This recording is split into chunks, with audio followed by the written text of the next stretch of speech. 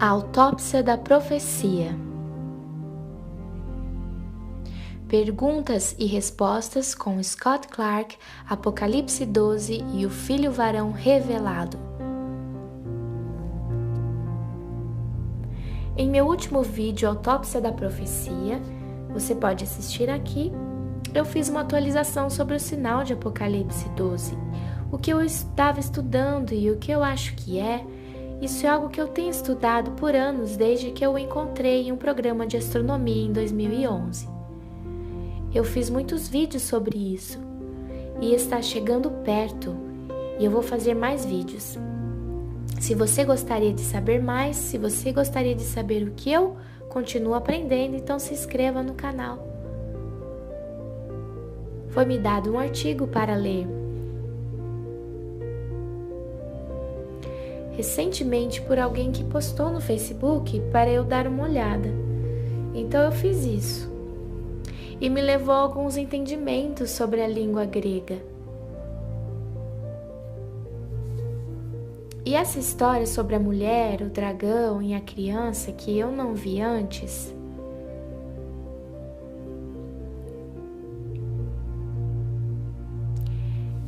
e encaixou perfeitamente em minha própria pesquisa. E isso explodiu minha mente, porque isso tem tudo a ver com o arrebatamento da igreja. E isso é algo que eu aludi em meu último vídeo. Mas eu falava mais sobre o estilo da escrita de João, que também é totalmente aplicável, mas agora existem mais evidências convergindo e fatos que eu não tinha percebido antes. E eu quero te levar através disso. E está em uma entrevista de um senhor do Seminário Teológico de Dallas, e que eu vou dar crédito no final desse vídeo. Primeiro de tudo, deixe-me ler para você a história que aconteceu.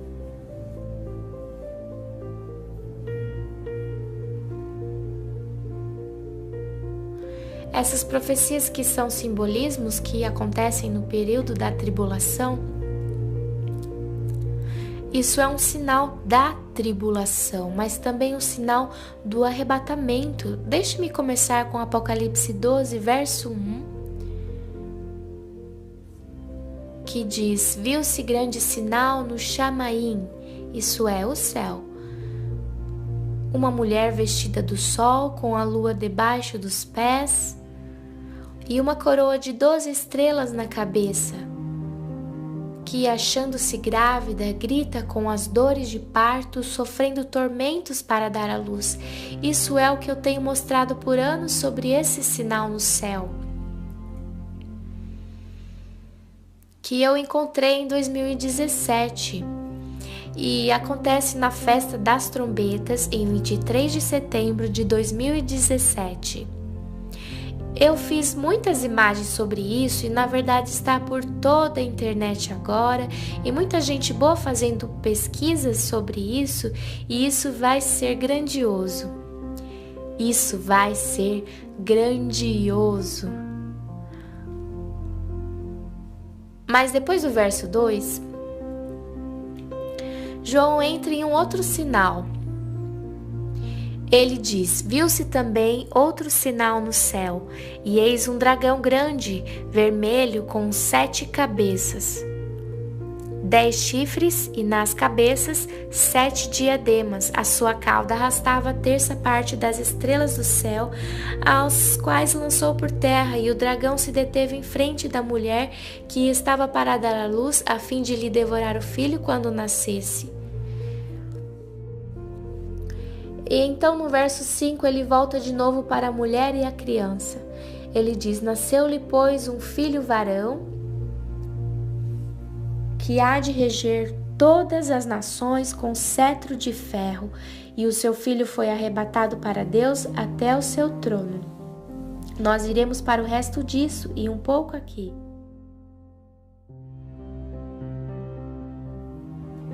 mas eu quero te dar um esboço geral dessa história.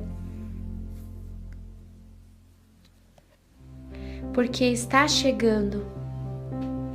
É uma profecia e vai acontecer. E eu acredito que vai acontecer muito em breve.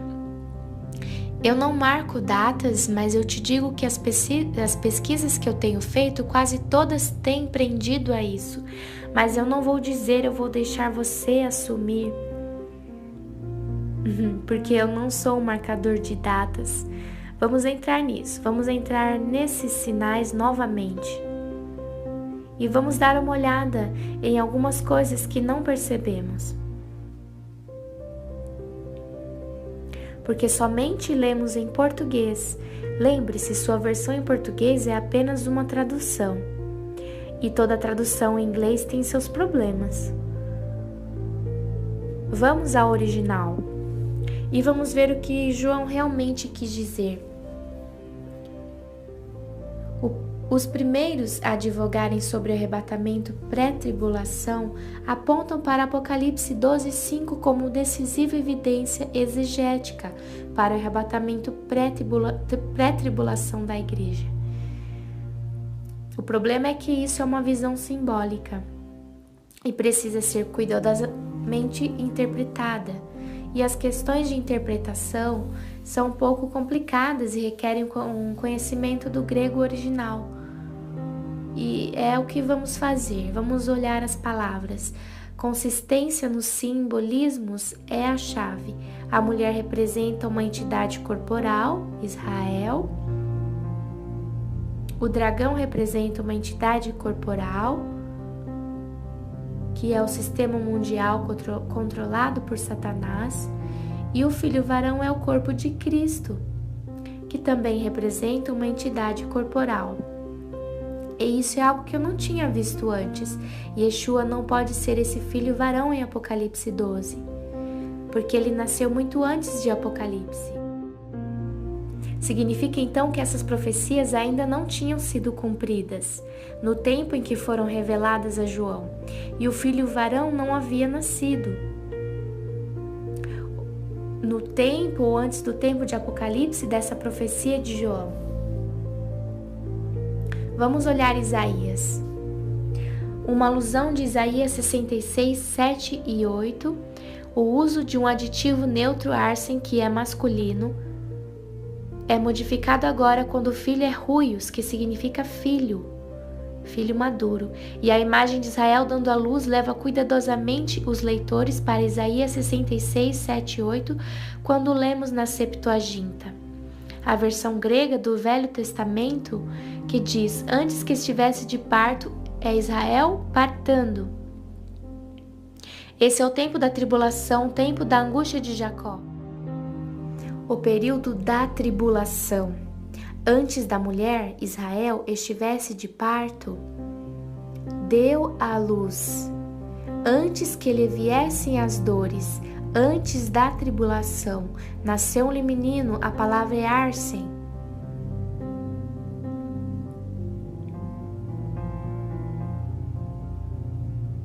E João explicitamente quebra a regra da gramática grega. Ele modifica o masculino filho com um neutro masculino para nos apontar para a passagem de Isaías 66. A criança em ambos os casos é corporal, não um indivíduo. Se olharmos para o fundo simbólico de Daniel 7, João usa o termo ruios, que é filho. Em Apocalipse 12:5 nos conecta a visão do Filho do Homem, de Daniel 7, 13 e 14, que é interpretado corporalmente como o Messias e seus santos. João usa o termo filho em Apocalipse 12:5. Literalmente, ela deu luz a um filho, um macho, não o termo criança que muitas traduções trazem.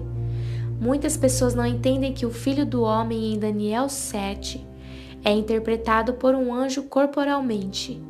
Gabriel disse isso corporalmente, o mesmo que Apocalipse 12:5, filho varão macho, é interpretado corporalmente pelo corpo de Cristo. Também a imagem das 7 cabeças e 10 chifres do simbolismo do dragão antes também nos aponta para Daniel 7, que parece estar por detrás dessa visão de Apocalipse 12. E o filho varão foi arrebatado. A palavra em Apocalipse 12:5 é a palavra para arrebatado, harpazo, que significa um remover repentino, um apanhar em contraste com a ascensão de Cristo, que eu acreditava antes. O Novo Testamento usa o termo ser levitado, ascender, levado para cima.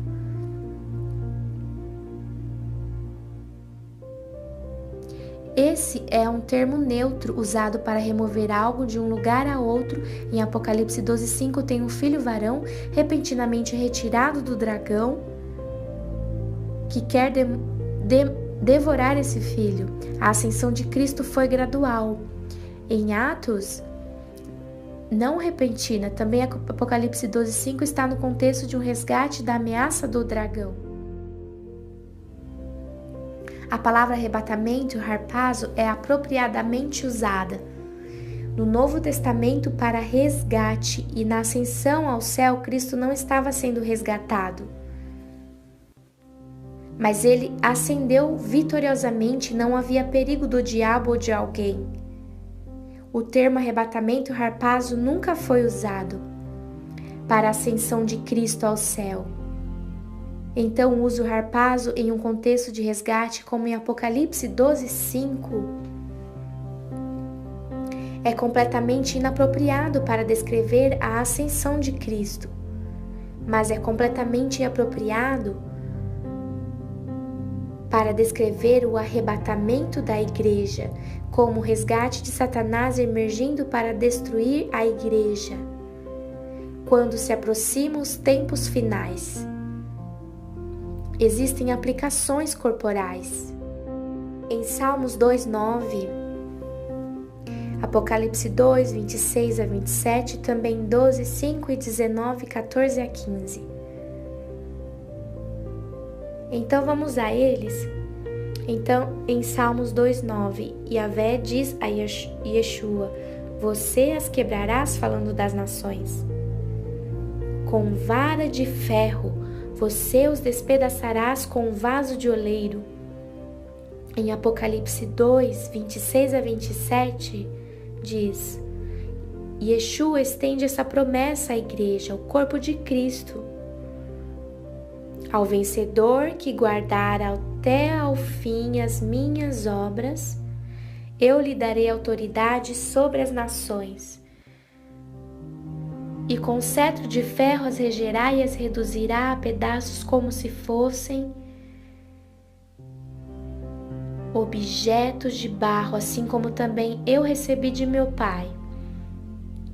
Em Apocalipse 12:19-14-15, Yeshua e os exércitos vêm à terra cumprir a promessa, e seguiam-no os exércitos que há no céu, com vestiduras de linho finíssimo, branco puro, montando cavalos brancos. Sai da sua boca uma espada afiada, para com ela ferir as nações. E ele mesmo as regerá com cetro de ferro, e pessoalmente pisa o lagar do vinho do furor da ira do Deus Todo-Poderoso. Esse mesmo salmo é citado em Apocalipse 12:5.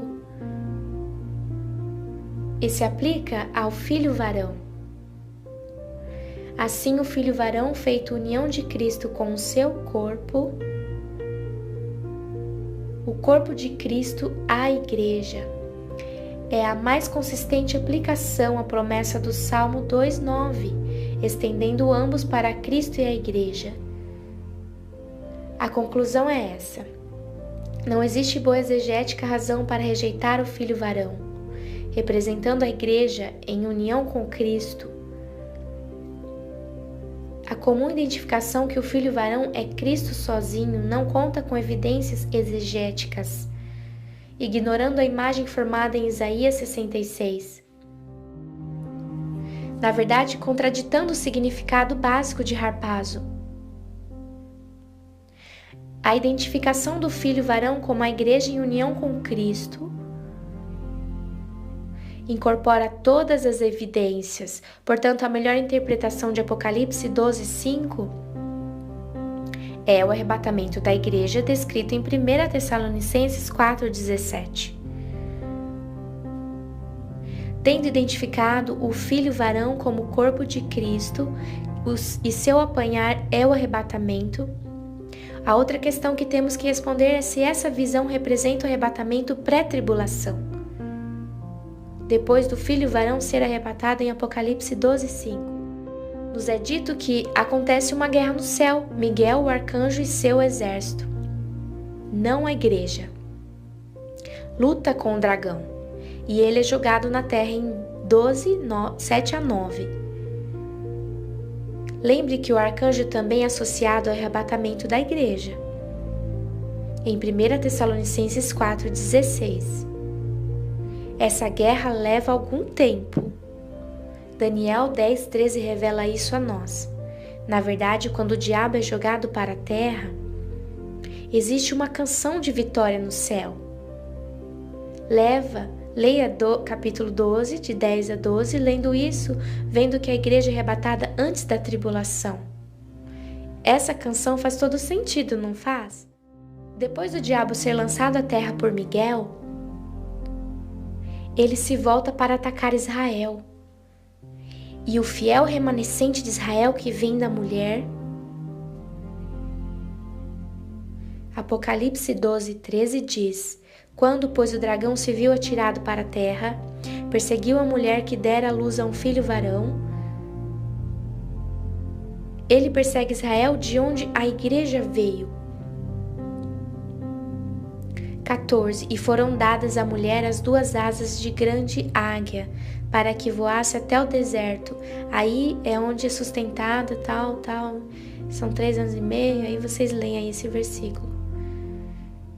Protegida fora da vista da serpente. No verso 15 vimos mais alguns simbolismos. Ele diz: da boca da serpente arrojou água como de um rio atrás da mulher, a fim de fazer com que ela fosse varrida pelo rio. De qualquer forma, rio ou inundação é simbolismo para invasão e ataque.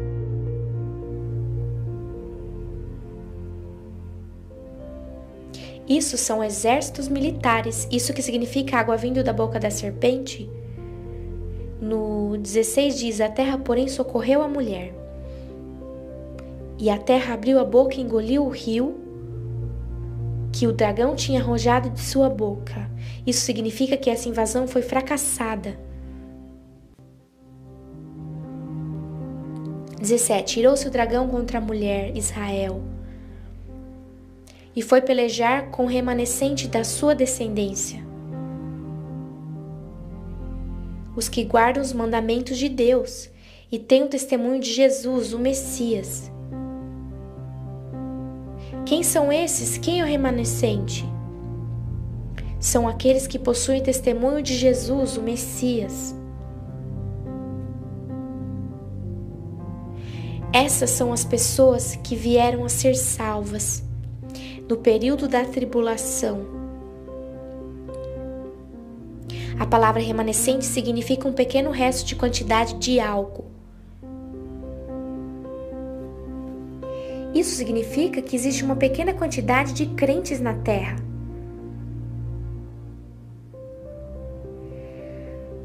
Os crentes judeus fugirão para as montanhas, como em Petra. Quando verem a abominação da desolação, que é um ídolo indo ao templo, o que Isaías também revela, porque o anticristo entrará nele e proclamará a si mesmo ser Deus, mas Yeshua disse isso antes nos evangelhos. E ele disse: quando, pois, virdes o abominável da desolação, sentado no templo, fujam para as montanhas. Sentado no templo, fujam para as montanhas. É o que foi dito bem aqui em Apocalipse. Mas o remanescente serão aqueles também que não estão no Oriente Médio e não podem chegar a Petra. Mas os que chegaram à salvação porque entenderam o que está acontecendo. O arrebatamento aconteceu, eles estavam errados, eles não eram salvos naquele tempo e vieram a ser salvos. Eles são chamados os santos da tribulação, eles não foram salvos antes da tribulação. Portanto, eles não são a igreja. Eles são chamados remanescentes, santos da tribulação, no entendimento do ciclo da colheita, a primeira ressurreição. Existem em 3 partes. Existem os primeiros frutos, a primeira parte da colheita.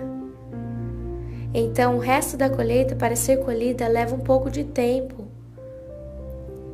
Para nós, são 2000 anos, e a principal parte da colheita, que é a igreja, será colhida. Isso que é o arrebatamento. Mas nos é dito no Velho Testamento como o ciclo funciona.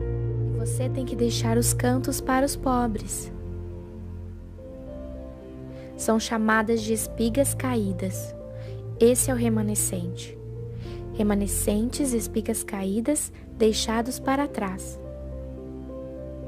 Mas são deixados para trás que se tornarão crentes. É o dia que serão decapitados por causa da perseguição do dragão.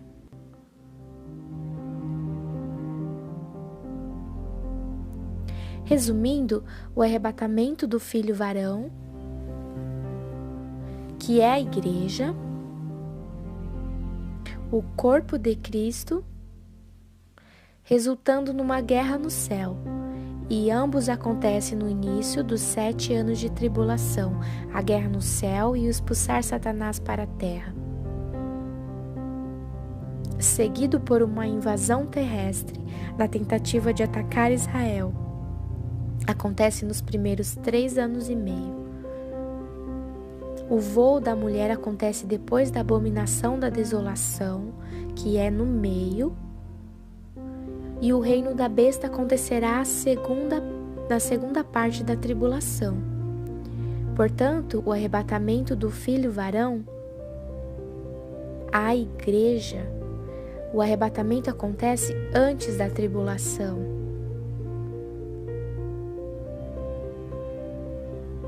Aleluia e Maranata. E agora então? O sinal de Apocalipse 12 está conectado diretamente ao arrebatamento pré-tribulação. Porque o filho varão que a mulher deu à luz é, na verdade, corretamente referenciado como a igreja. Porque a igreja veio por meio de Israel, a mulher é Israel. Não haveria nenhuma igreja se nosso Messias não viesse por Israel. E estamos aqui porque ela está aqui. E eu achei maravilhoso e espero que você também. Eu espero que isso possa colocar algo em sua mente. Que o sinal de Apocalipse 12, baseado nos sinais que temos no céu, em setembro, em 2017, é muito mais do que algo normal. É uma espantosa conjunção de estrelas. A mulher é a virgem, o nascimento virgem. Ela está vestida do sol. O sol está em virgem todo o ano no outono, a lua sob seus pés. Ela passa seus pés em tempos de lua cheia, como na festa das trombetas no outono. Também é interessante, é que a lua viaja abaixo e acima da linha eclíptica. A cada 10, 11 anos, os pés dela estão aqui. Só existe uma vez, somente um ano, a cada 10 ou 11 anos, que na verdade ela fica aos seus pés. Nos outros anos ela está lá embaixo, nem chega perto. Esse é o mais alto ponto, o ponto mais alto anual de cada década. Nesse 2017, literalmente em um período de 6.000 anos, você pode contar 9 ou 10 a cada 10 ou 11 anos. E outros não mais.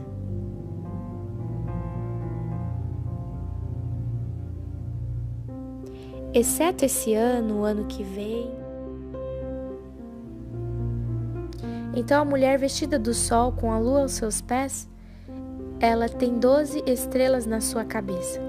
Leão, a constelação rei, está bem acima da sua cabeça, que representa o rei, o Messias, que é o chefe. Ele é o Messias dos judeus, ele é a coroa deles. Mas Leão tem só 9 estrelas. Isso significa que você precisa de 3 mais, o que coloca mais variáveis na equação. É como acontecem as 3 outras estrelas, astroplanetas. Astro significa planetas. É latim para o que estrela é. Estrela errante significa estrela errante, é o que astro, planeta significa. Quando você diz olha um planeta, você diz olha uma errante. Planetas são estrelas, então 3 mais estrelas vêm ao alinhamento, formando 12. E então, ela está em trabalho de parto para dar à luz. Júpiter, o planeta rei, pisaduras e feridas nos seus lados. Pelas suas pisaduras somos sarados. Ele foi ferido pelas nossas transgressões, e pelas suas pisaduras somos sarados. Ele é o maior planeta, o planeta rei, e entra pelo seu lado, o que é interessante, pois isso representa como Maria concebeu.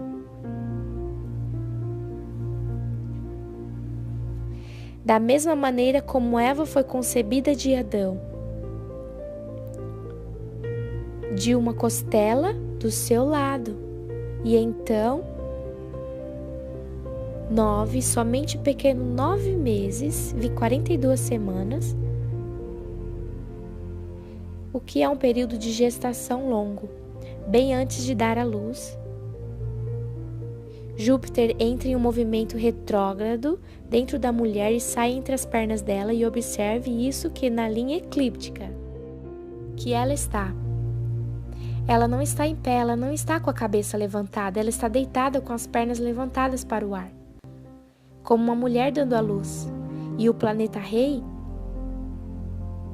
que fica dentro dela por um período de gestação humana, sai por entre as pernas. E esse alinhamento acontece na festa das trombetas, o que é exatamente onde estamos esperando que o arrebatamento aconteça. 7 dias muito especiais foram dados para Moisés por Yahvé, em Levíticos 23, e são chamados compromissos. Compromisso que o Messias tem que cumprir pessoalmente. O que ele fez, existem 7 e 4, foram cumpridos. E ele veio na Páscoa e morreu na cruz. Ele foi enterrado no outro dia, que é a próxima festa, a festa dos pães asmos. Ele entrou na tumba. E ele saiu da sepultura, ele saiu da tumba, bem na festa das primícias. Ressurreto dos mortos, primeiros frutos representa a ressurreição.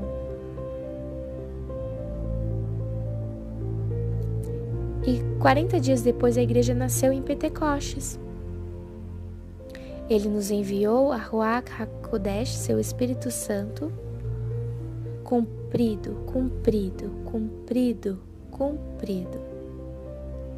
Foram cumpridas cronologicamente, e a próxima é a festa das trombetas.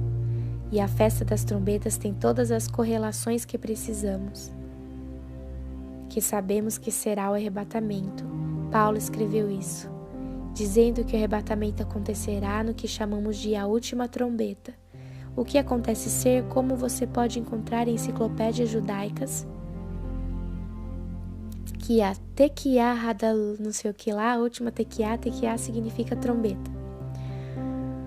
o sopro da trombeta. É a 100ª tocar da trombeta. Adivinha onde? Na festa das trombetas. Paulo claramente escreveu em linguagem das festas. Ele disse que Yeshua é o nosso Cordeiro Pascal. Ele disse: celebrem a festa dos pães asmos. Ele conectou o falar em línguas com a festa das semanas, que é Pentecostes, e ele disse que a ressurreição e arrebatamento serão na última trombeta. A festa das trombetas. Ele disse isso.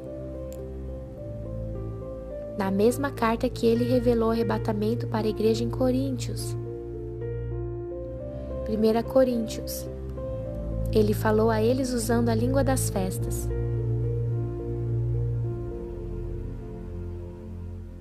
Se a sua audiência não sabe do que você está falando, você não é um bom orador ou professor. Por que ele falou desse jeito? Por que ele falou sobre essas coisas? Porque a igreja primitiva basicamente era formada de judeus e entendiam sobre isso, e nós não entendemos porque nós não entendemos os dias de festas. É por isso que estou tentando ensinar isso por 5 anos. Temos que entender que essas festas serão cumpridas na ordem exata que foram dadas, e temos que entender o significado de cada dia de festa. Profeticamente, a festa das trombetas é o arrebatamento, e eu estou totalmente convencido disso.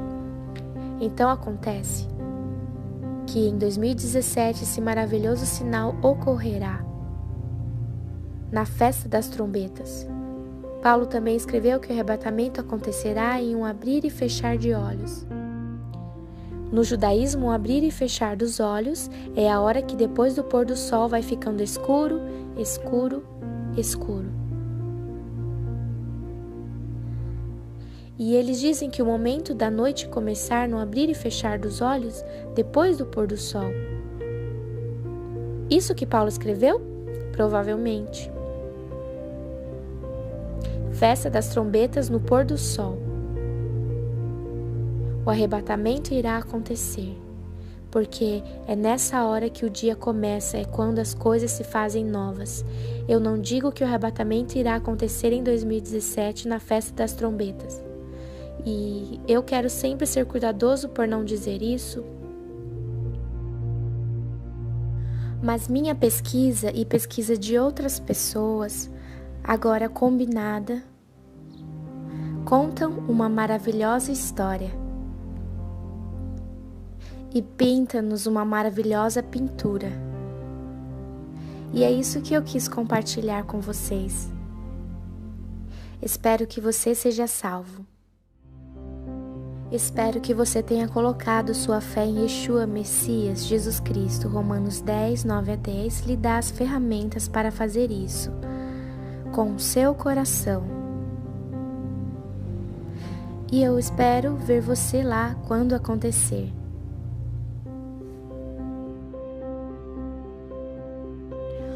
Bom, pessoal, nós terminamos agora a segunda parte e eu peço desculpas e a compreensão novamente pelos erros, pelo tropeçar das palavras.